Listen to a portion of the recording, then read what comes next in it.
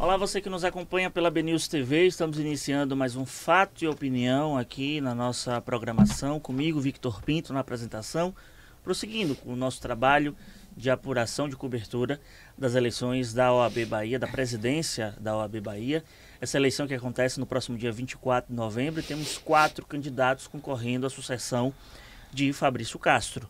E eu tenho a satisfação de receber aqui nos nossos estúdios ela que é vice-presidente da OAB, advogada, está na luta, concorrendo numa disputa acirrada, ela que é do grupo da oposição atualmente, Ana Patrícia Dantas Leão. Ana Patrícia, satisfação em tê-la aqui no nosso Fato e Opinião. Bom dia, Vitor. Muito obrigada pelo convite, muito obrigada por esse espaço para que eu possa conversar com a sociedade e com a advocacia baiana sobre esse importante momento de definição da condução da OAB. Muito obrigada. O que motivou Ana Patrícia a ser candidata à presidência da OAB Bahia? Vitor, eu acredito que uma série de fatores, mas sobretudo a minha maturidade política e a minha consciência de responsabilidade com a advocacia. Eu iniciei no grupo em 2013 e naquele período, naturalmente, muito imatura politicamente. Eu nunca me envolvi em política partidária, quero deixar isso registrado, nunca, até hoje eu nunca tive nenhum envolvimento de política partidária, então toda a minha experiência é na política institucional da OAB, que começa em 2013, e naquele período eu entrei muito cheio de expectativas que eu mantenho até hoje, maiores inclusive, porque hoje eu sei da capacidade de transformação da OAB, mas ao longo destes anos, naturalmente, eu fui conhecendo o sistema, eu fui conhecendo as pessoas, eu fui me distanciando politicamente. Hoje eu tenho uma maturidade, de maneira que eu não empresto mais, Vitor, o meu nome a projetos que eu não acredito, a pessoas que eu não confio. Você falou que não participa da política partidária. Isso. E é um tema que foi trazido para a mesa da OAB nessa campanha, que é um adversário seu e dos demais, que é o Ricardo Nogueira, que fala em tirar a ideologia da OAB Bahia. Essa pergunta eu fiz para todos, Sim. Inclusive faço para você agora. Você acha que a OAB tem esse envolvimento de ideologia partidária na política local? Você acha que a OAB ela deve ficar fechada para só resolver questões jurídicas, questões da advocacia, ou ela tem deve ter um envolvimento político no ambiente social que ela está inserida? Eu acredito que a OAB tem que ser independente. Certo. A OAB tem que ser independente. A OAB ela tem uma função para a sociedade civil e uma função para a advocacia. Então ela precisa ser plural. Agora, o que não pode é ter partido político comandando a ordem dos advogados do Brasil. Naturalmente, relacionamento institucional tem que ter, porque nós temos, por exemplo, uma das maiores conquistas para a advocacia, que eu reputo conquistas para a advocacia, uma das maiores, vem através da lei de abuso de autoridade, onde houve a inserção de um dispositivo que criminaliza a violação de prerrogativas. Ora, esse dispositivo, essa conquista para a advocacia só foi possível graças à força, à representação da instituição e às relações institucionais com diversos setores da política. Agora, relacionamento institucional é buscar apoio para a aprovação de projetos em prol da advocacia e não permitir que partidos políticos estejam dentro da ordem, comandando a ordem, pautando a ordem. Portanto, a ordem tem que ser independente, por isso que eu digo a todo instante, Vitor, o meu partido se chama Ordem dos Advogados do Brasil, o meu projeto político é a advocacia. O Dinailton Oliveira, seu adversário, ele, inclusive aqui com a gente no Fato Opinião, comenta que você e Daniela Borges são um coco do mesmo balaio, participam de um mesmo grupo político e argumenta que você fez parte da chapa que elegeu Fabrício Castro, você é atual vice-presidente da OAB Bahia, e rompeu agora, mas acredita que há um acordo aí entre vocês duas, uma oposição, vamos colocar assim, não foi o termo que ele utilizou, mas coloca aqui meio que fajuta. Como é que você analisa esse comentário de Dinailton de que você não seria uma oposição real ao Fabrício Castro frente à OAB Bahia? Quando eu ouço Dr. Dinailton falar isso, me parece que ele está mais alinhado com Fabrício Castro do que com a oposição verdadeira em prol da advocacia. Porque a quem interessa tentar desconstruir a única oposição que tem possibilidades de vitória nesta eleição, a Fabrício de Castro Oliveira. Então, me parece que ele está mais alinhado com ele, tentando, juntamente com a candidata de Fabrício, desconstruir uma oposição verdadeira, séria, propositiva, do que verdadeiramente preocupado com o futuro da advocacia.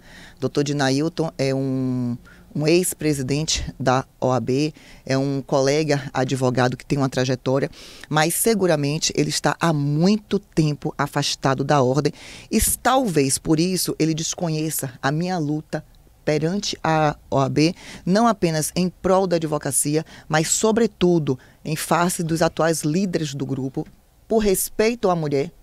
Por respeito à mulher.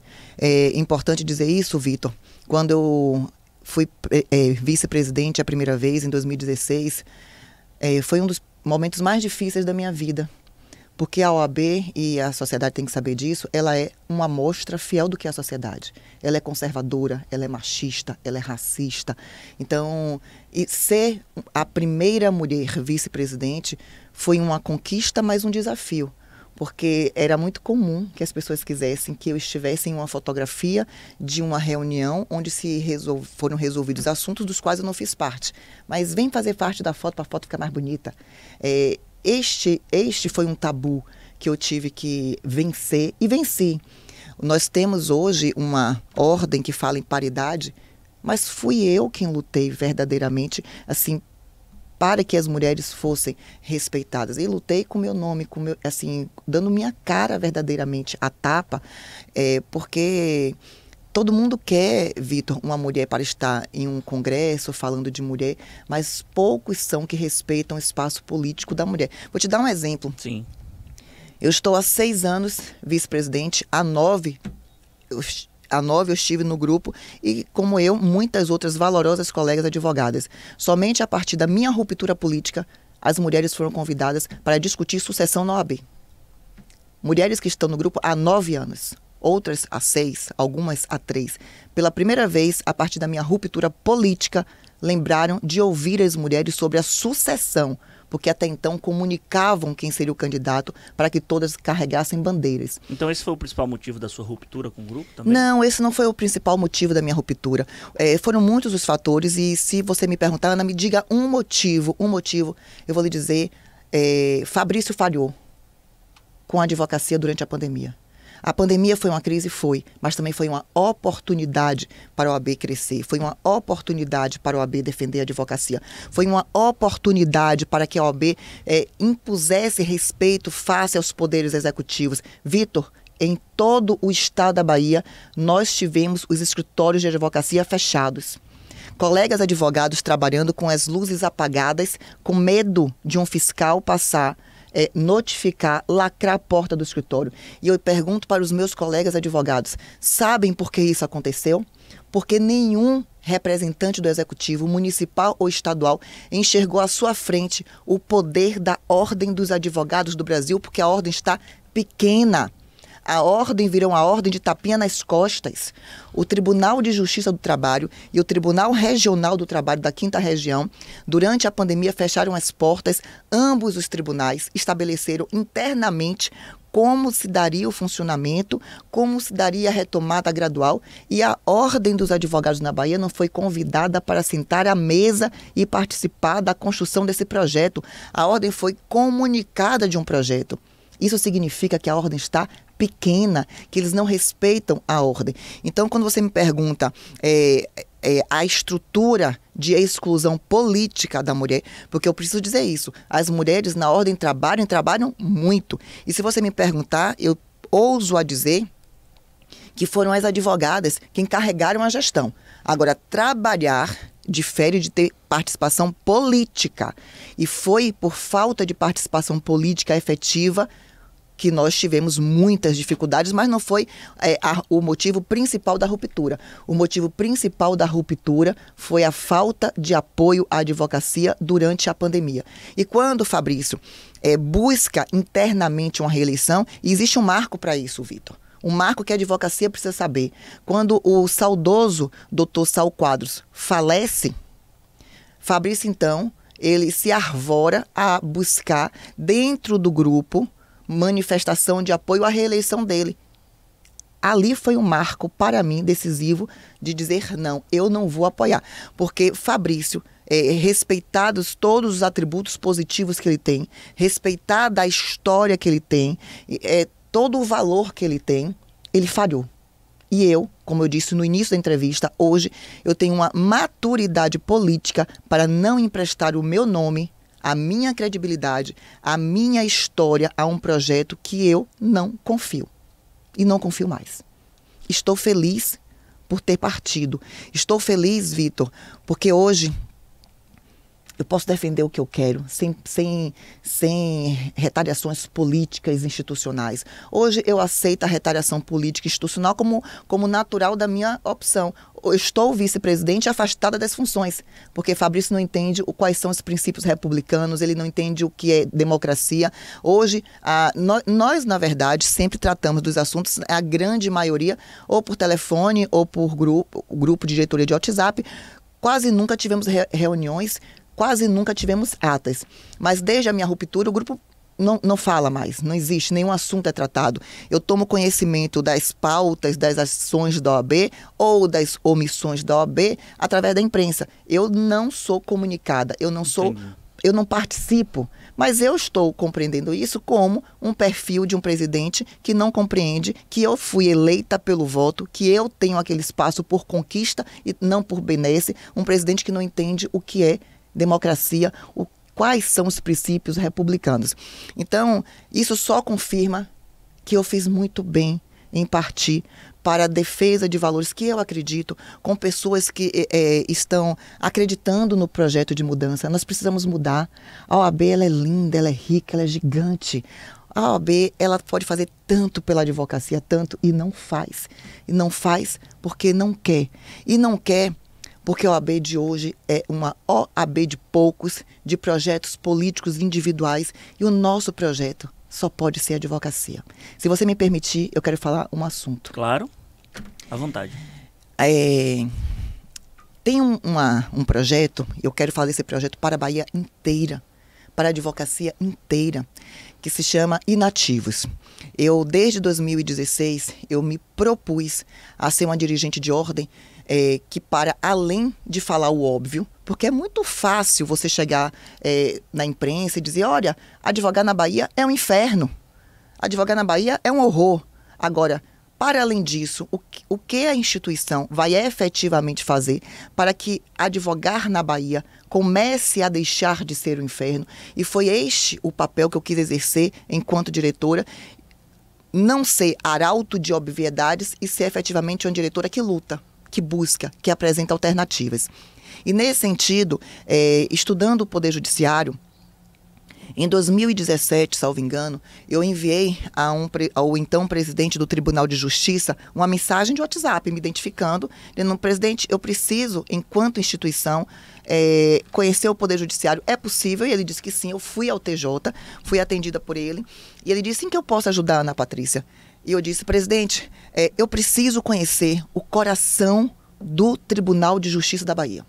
E ele olhou para mim e fez, não estou entendendo o que é o coração. Eu sorri, eu fiz o setor de orçamentos, porque se o tribunal afirma não ter condições de pessoal por falta de orçamento ou por dificuldade de orçamento, eu preciso conhecer o setor de orçamento para que eu possa apresentar alternativas. Ele olhou para mim e fez, mas, doutora Ana Patrícia, está tudo no site. Eu sorri e disse, por isso que eu quero conhecer o coração, porque eu quero conhecer o que não está no site. Ele fez, eu não estou entendendo mais. Chamou um servidor do tribunal e me autorizou que eu tivesse acesso ao setor de orçamentos. E acredite, Vitor, eu passei 3 meses indo todos os dias ao Tribunal de Justiça, ficando no setor de orçamento, tentando entender aquela comunicação, aqueles números. Um dia, dentro desse período, estava tendo no setor uma reunião dos funcionários, e uma funcionária, ela reclama, muito aborrecida, ela falava, esses nativos vão acabar com o tribunal, vão acabar. E eu parei de fazer assim, olhar o computador onde eu estava e fiquei ouvindo aquela conversa. Quando terminou, eu fui até a sala dela e fiz, colega, o que é isso de inativos? E ela me explicou E eu fiquei muito feliz, porque eu tinha acabado de encontrar o que eu procurava, mas que eu não sabia o que era. E se tornou, na minha perspectiva, o maior e melhor projeto que a Ordem pode ter em defesa da advocacia. Eu quero falar para você, colega advogado, qual é este projeto. O Tribunal de Justiça da Bahia, todos os meses, Vitor, ele destaca a contribuição previdenciária da sua folha de pessoal. Destaca como empresa normal, sim, destaca e transfere para um fundo que se chama FUNPREV. Esse fundo é gerido e administrado pelo Estado da Bahia. Todas as vezes que um servidor do tribunal se aposenta, o tribunal comunica ao FUNPREV, ele deixa de pagar aquele vencimento. Eu vou falar salário porque todos vão entender, tá? Que o termo técnico seria vencimento, eu vou usar salário. O tribunal, então, deixa de pagar aquele salário e o Estado, através do FUNPREV, passa a pagar a aposentadoria. Ora, se o tribunal deixou de pagar aquele salário, tem aquela disponibilidade e, portanto, ele pode fazer uma nova contratação em substituição. Desde 2016, a Lei de Diretrizes Orçamentárias do nosso Estado promoveu uma pequena, sutil alteração, mas de potencialidade de dano para a advocacia e para a sociedade absurda. O que aconteceu? O tribunal continua destacando, continua remetendo para o FUNPREV, que continua gerindo e administrando. Quando existe a aposentadoria de um servidor, o Estado paga, e aqui vem a alteração. No entanto, por conta dessa alteração legislativa, volta para o Tribunal de Justiça a responsabilidade fiscal pela aposentadoria paga pelo Estado. Parece algo sutil? Ocorre, Vitor, que com esta alteração legislativa, embora o tribunal não vá mais pagar aquele salário, sim, e vá haver aquela disponibilidade, ele fica de forma fiscal comprometido, então ele fica com recurso, mas ele não pode fazer uma nova contratação. No ano que vem, em 2022, 60% dos servidores do Tribunal de Justiça da Bahia estarão aptos a se aposentar. E o tribunal, em razão desta alteração da Lei de Diretrizes Orçamentárias, não vai poder fazer novas contratações.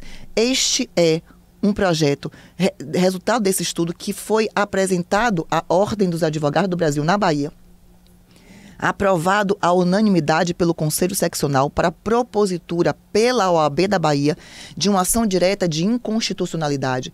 Nosso presidente Fabrício optou para que esta ação fosse proposta pelo Conselho Federal, porque acreditava ele que os conselheiros federais, na perspectiva dele, têm boas relações no Supremo, enfim, que o Conselho Federal daria melhor atenção que a Ordem da Bahia.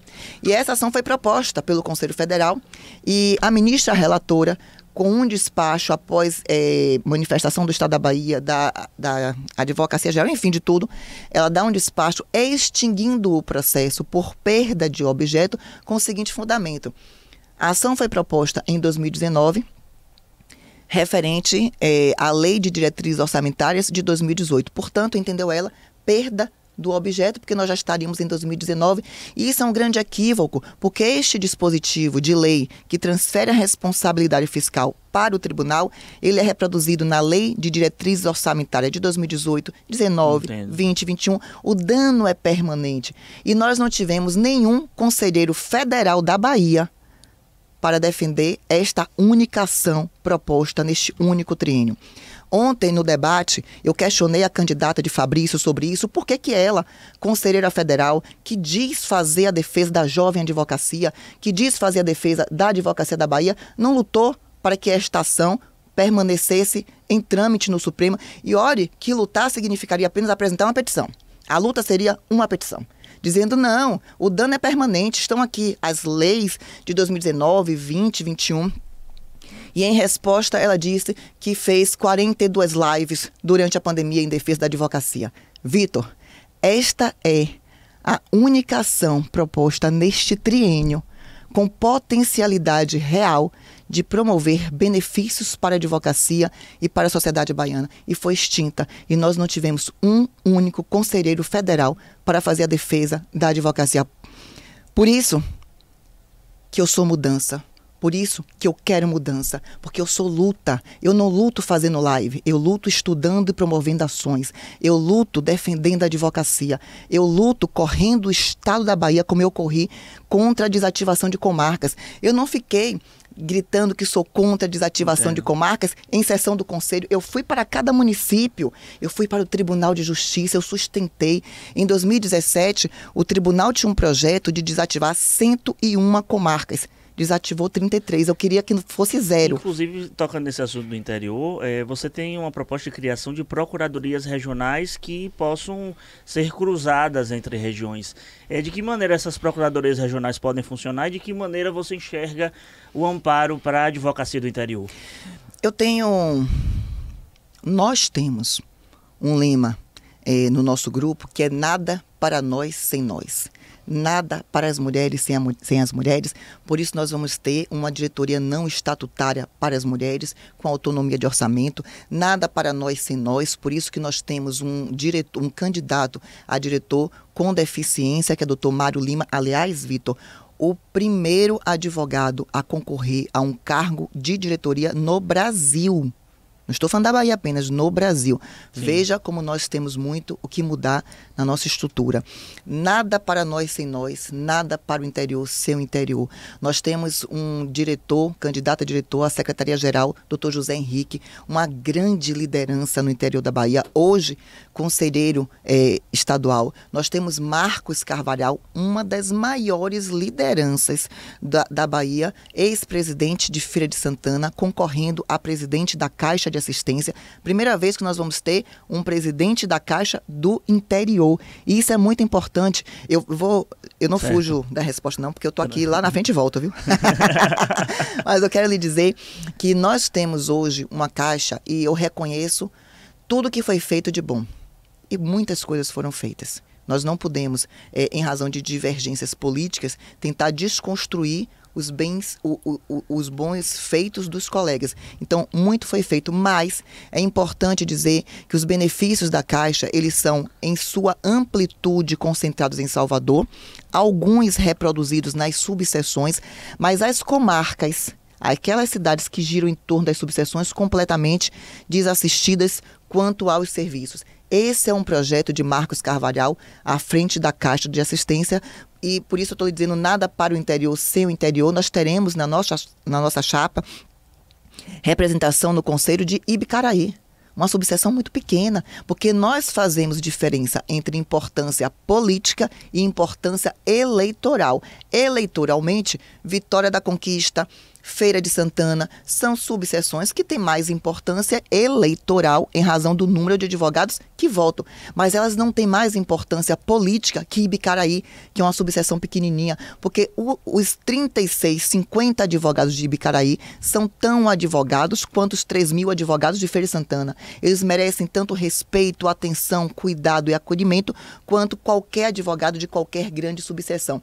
Por isso, nosso lema é nada para o interior, sem o interior, e a nossa Procuradoria de Prerrogativas, que assim precisa regionalizar com autonomia, com capacidade de trabalho, com estrutura de trabalho, porque não adianta, Vitor, você nomear um colega para, por exemplo, ser procurador na região do Oeste e não dar a este colega estrutura de trabalho.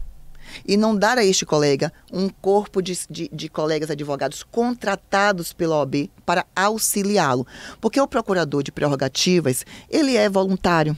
Então, ele não tem condições, por exemplo, de assumir toda a demanda de defesa de prerrogativas, cuidar da própria advocacia e ele, em nome próprio, enfrentar todos os desmandos da região, porque ele vai inviabilizar a própria atuação profissional. Então, nós temos que apoiar os nossos colegas voluntários dando estrutura.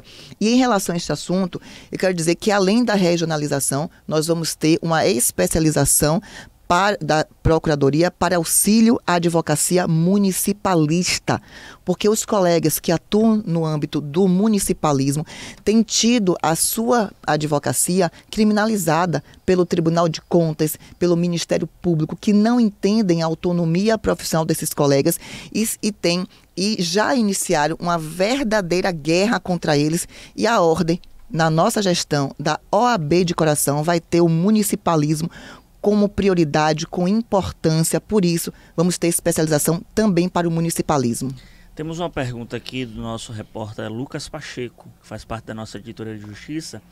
Ele pergunta o seguinte, Ana Patrícia: muito se tem discutido sobre o direito dos advogados inadimplentes a votarem na eleição. Sabemos que uma anuidade da ordem é muito alta e essa pandemia da Covid-19 trouxe graves problemas financeiros aos advogados autônomos que dependem exclusivamente da profissão e muitos deles precisam deixar de pagar suas anuidades e acabam criando débitos com a ordem. Haverá alguma política de incentivo para esses profissionais quitarem seus débitos, parcelamento, redução ou retirada dos juros?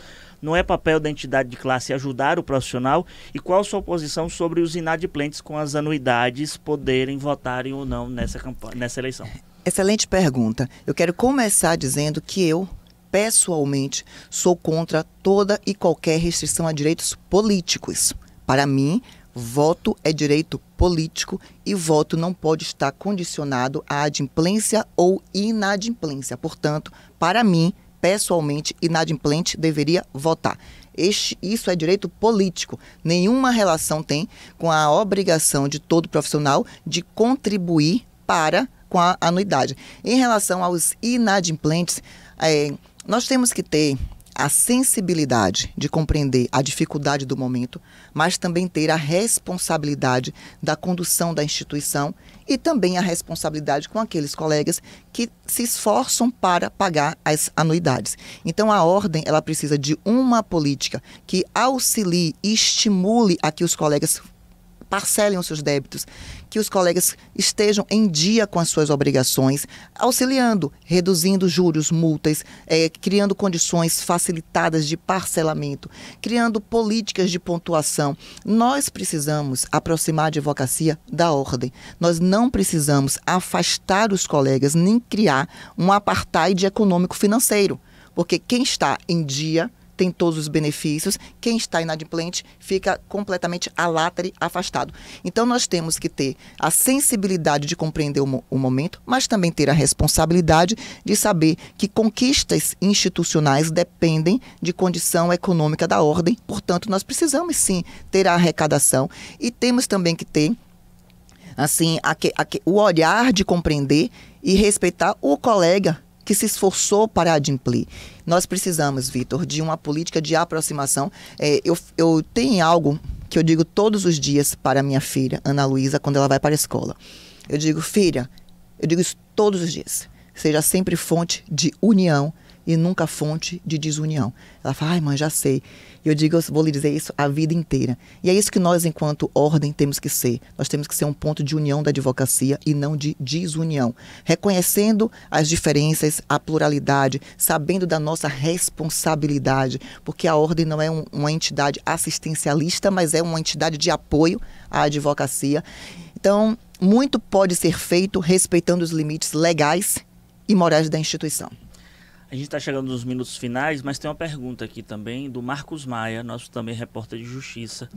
Ele fala o seguinte: a questão dos honorários advocatícios se manifesta, por exemplo, no compromisso que vocês assumem de defender os advogados contra violações praticadas pelo Poder Judiciário e Cortes de Contas na interferência contra honorários advocatícios contratados e combater a prática de honorários aviltantes por empresas e escritórios de outros estados. Aí Marcos pergunta: que medidas concretas vocês pretendem adotar no combate a essas questões vinculadas a honorários advocatícios? Muito obrigada por sua pergunta. Quero dizer, para a Advocacia Baiana, nós temos um caderno extenso, profundo, concreto, exequível de projetos e propostas. Enquanto era feita a pergunta, eu já abri aqui na página certa para dizer que nós temos, assim, como projeto, representação judicial contra todo magistrado que interferir na relação contratual entre advogado e cliente.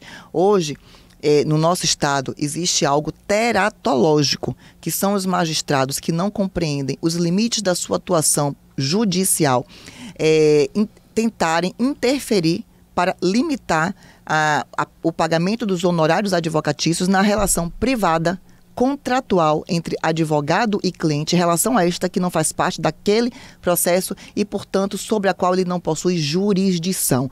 Nós vamos promover ações judiciais, representações contra todo e qualquer magistrado que não conseguir compreender a importância da advocacia. Chega de uma ordem de ofício. Chega de uma ordem de nota de repúdio. Nós queremos uma ordem que lute. Lute pela advocacia, lute pelos nossos honorários, lute pelas mulheres, lute por uma sociedade respeitada por princípios republicanos, pela democracia, que não deixe o processo mais importante da advocacia, que é essa ação direta de inconstitucionalidade que tramita no Supremo, morrer por falta de atuação dos conselheiros federais. Nós queremos uma ordem de verdade, uma ordem que seja menos discurso e mais ação. Por isso, Vitor, no dia 24, nós vamos ter uma transformação por amor à advocacia. Ana Patrícia, agora fica o momento para você falar para os seus eleitores suas considerações finais aqui no nosso programa. Eu quero dizer para a advocacia baiana que eu estou feliz. Eu estou muito, muito feliz por tudo que tem acontecido desde o dia 21 de julho, quando eu tomei seguramente uma das decisões mais difíceis da minha vida, que foi romper com um grupo muito forte e seguir em busca dos meus sonhos, das minhas convicções pessoais, dos meus princípios e dos meus valores. E naquele primeiro momento, algo que parecia ser um sonho de... Fui eu e 25 conselheiros que rompemos, um sonho, portanto, de poucos. Isso virou uma grande onda de amor pela advocacia. Hoje nós somos o maior grupo político de oposição reconhecido e instituído no nosso estado, formado por advogados, Vitor, que não tem grife.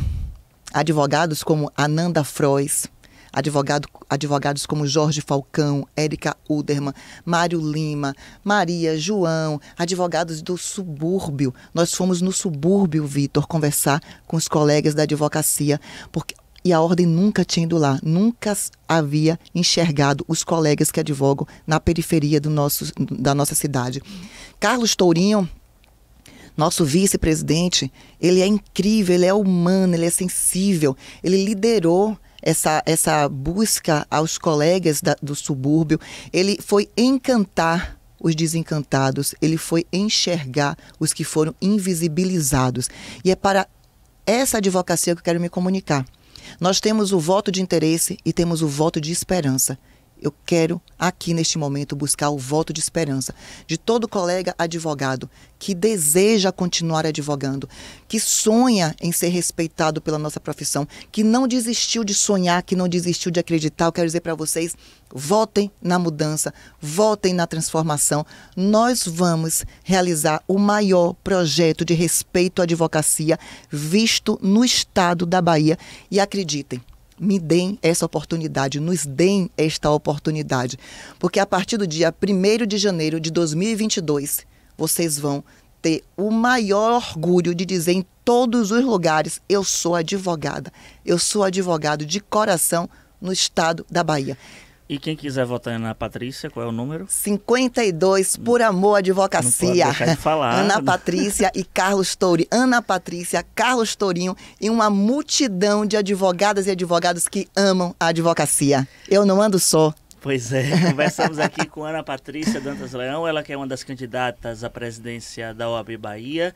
Além dela também concorrem o Dinailton Oliveira, o Ricardo Nogueira e a Daniela Borges, a sucessão de Fabrício Castro, à frente dessa importante entidade, dessa importante ordem em nosso estado. E a gente está acompanhando essa cobertura do nosso dia a dia, principalmente na nossa aba de Justiça do BNews, bnews.com.br/justiça. Você fica ali antenado, muito bem informado do campo jurídico baiano e nacional. Esse programa, além de ter sido apresentado por mim, Victor Pinto, também teve na produção dele dois grandes profissionais, o repórter Lucas Pacheco e também o repórter Marcos Maia, que integram a nossa equipe da cobertura judiciária aqui no bnews.com.br. Um forte abraço a todos e a gente volta em mais um Fato e Opinião para você. Até lá.